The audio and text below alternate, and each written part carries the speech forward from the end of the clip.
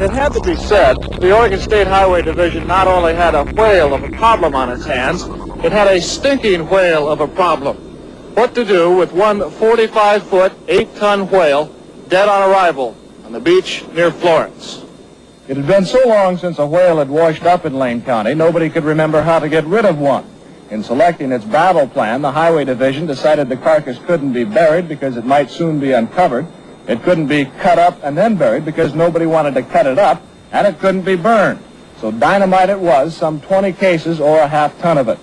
The hope was that the long-dead Pacific gray whale would be almost disintegrated by the blast, and that small pieces still around after the explosion would be taken care of by seagulls and other scavengers. Well, I'm confident that it'll work. The only thing is we're not sure just exactly how much explosives it'll take to disintegrate this thing, so the scavengers, seagulls and crabs and whatnot can clean it up.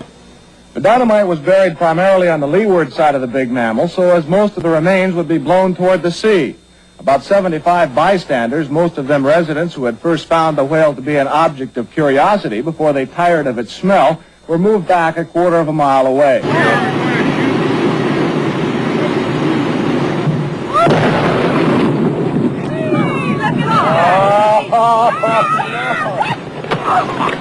All right, Fred, you can take your hands out of your ears.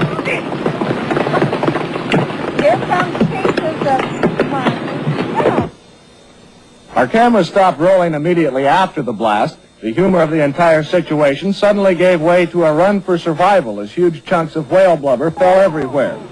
A parked car over a quarter of a mile from the blast site was the target of one large chunk. The passenger compartment literally smashed. Fortunately, no human was hit as badly as the car. However, everyone on the scene was covered with small particles of dead whale.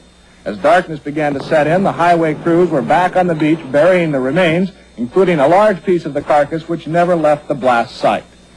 It might be concluded that should a whale ever wash ashore in Lane County again, those in charge will not only remember what to do, they'll certainly remember what not to do.